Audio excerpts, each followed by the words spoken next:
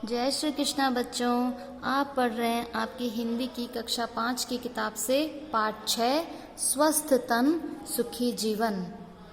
स्वस्थ तन और सुखी जीवन यानी तन यानी आपका शरीर। तन का मतलब क्या होता है? आपका शरीर जो कि स्वस्थ रहे और आपका जीवन कैसा रहे?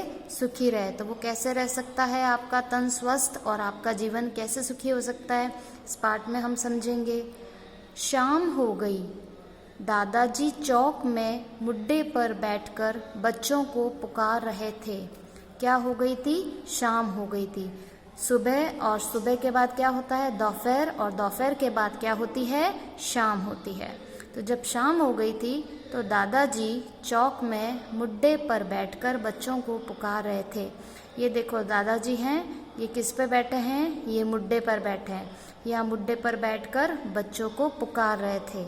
पुकारने का मतलब क्या होता है? बुलाना। बच्चों को बुला रहे थे। मगर बच्चे तो मोबाइल गेम पर डटे हुए थे। बच्चे कहाँ लगे हुए थे? मोबाइल गेम में। आजकल बच्चे सारे दिन क्या करते हैं? मोबाइल पे ही लगे रहते हैं, जबकि ये गलत है। सारे दिन हमें मोबाइल का उपयोग नहीं करना चाहिए। मोबाइल का उपयोग कब करना चाहिए?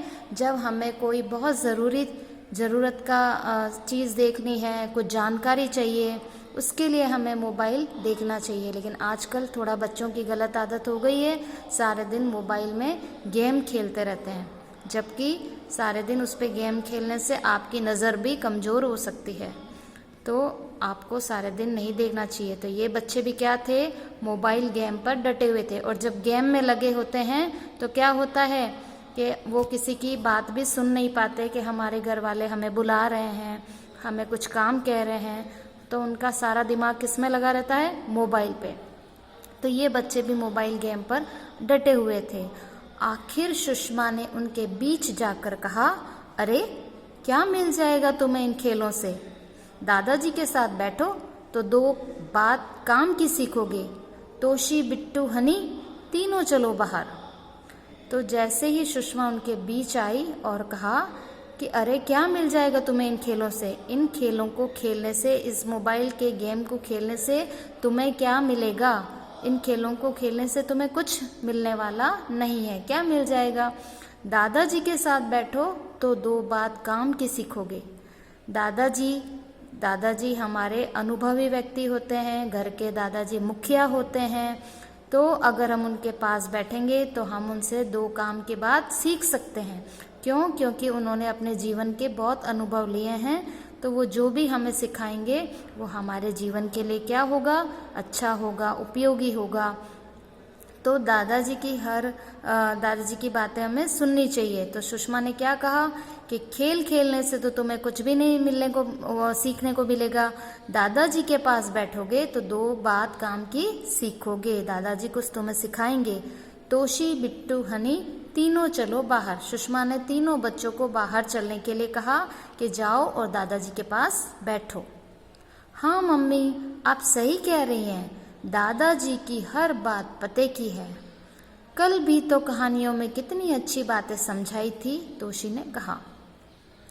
हाँ मम्मी, आप सही कह रही हैं। जैसे ही सुषमा ने कहा तो उनमें से एक बच्चा तोशी ने कहा, हाँ मम्मी आप सही कह रही हैं। मतलब आप सही बात कह रही हैं कि हाँ हमें दादाजी के पास बैठना चाहिए। दादाजी की हर बात पते की है। कल भी तो कहानियों में कितनी अच्छी बातें समझाई थी। तो आपके जो घर में बुजुर्ग होते हैं, दादाजी हैं, दादी जी हैं, नाना है, नानी है, जो भी हैं, तो वो सब आपको अच्छी बातें हमेशा सिखाएंगे, अच्छी ज्ञानवर्धक कहानियाँ सुनाएंगे, जिससे आप जीवन में आगे बढ़ सको।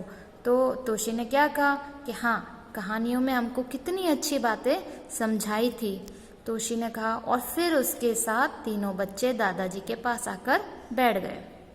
जैसे तोशी ने ये कहा तो तीनों बच्चे चले और किसके पास बैठ गए? दादाजी के पास जाकर बैठ गए। वे बैठे तो किराएदार के दोनों बच्चे खुशी और अन्नू भी पास आकर बैठ गए। जैसे ही ये बच्चे आकर बैठे तो उनके जो किराएदार थे उनके दोनों बच्चे खुशी और अन्नू भी पास आकर बैठ गए। किराएदार हम किसे कहेंगे? जो किसी के घर में किराया देकर रहते हैं, पैसे देकर रहते हैं, जो उस मकान में रहता है, जिसने वो मकान बनवाया होता है, जिसका वो घर होता है वो तो कौन होता है? मकान मालिक। जिसका खुद का वो घर है वो क्या कहलाएगा? मकान मालिक। और उस घर के किसी कमरे में या उस घर में किसी जगह पे कोई दूसरा व्यक्ति पैसे देकर रहता है, किराया देकर रहता है, उसको क्या बोलते हैं? किराएदार। तो वे बैठे तो किराएदार के दोनों बच्चे खुशी और अन्नू भी वहां आकर बैठ गए। उनके हाथ साफ नहीं थे। खुशी और अन्नू के हाथ साफ नहीं थे, पाँव भी गंदे थे, यानी हाथ और पैर दोनों कैसे थे? गंदे थे। उनको देखते ही दादाजी की भौहें ऐनक के फेरे से भी बाहर तक तन गई। जैसे ही दादाजी ने देखा कि इनके हाथ पैर साफ नहीं हैं, पाँव भी इनके गंदे हैं, तो ऐसा देखकर वे दादाजी की भौहें ऐनक के फेरे से भी बाहर तक तन गई। इसका कहने का मतलब क्या हुआ? दादाजी को गुस्सा आ गया। जब हमें गुस्सा आता है तो हमारी भौहें अलग ही तरह से तन जाती हैं। तो दादाजी को भी गुस्सा आ गया और उनकी जो भौहें थी वो ऐनक के फेरे से भी बाहर तक तन गई। वे कहने लगे, दादाजी क्या कहने लगे? बुरी बात है गंदगी, अच्छी बात है सफाई। गंदगी बीमारी लाती है और सफाई हमें बचाती है।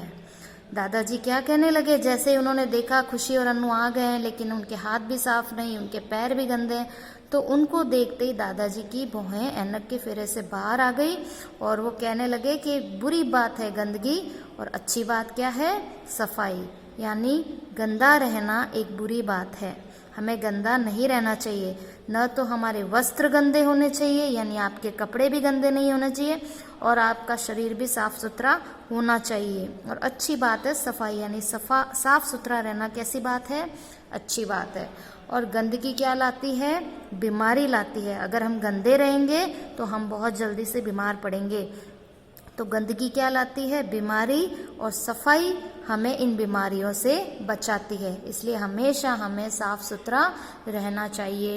यही दादाजी समझाना चाह रहे थे कि बुरी बात है गंदगी, अच्छी बात है सफाई। गंदगी बीमारी लाती है और सफाई हमें बचाती है।